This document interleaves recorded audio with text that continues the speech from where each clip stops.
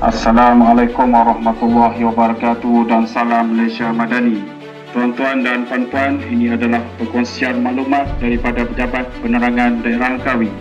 Jabatan Perangkaan Malaysia DOSEM melaksanakan Banci Ekonomi 2026 BE 2026 bertemakan Data Nadi Ekonomi Rakyat di seluruh negara bermula 5 Januari sehingga 31 Oktober 2026.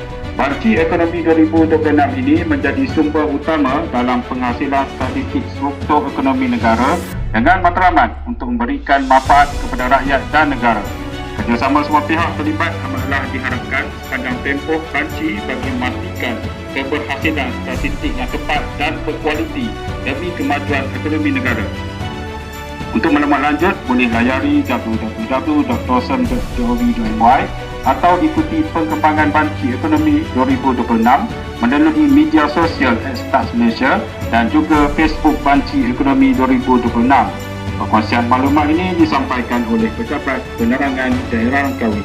Sekian, terima kasih.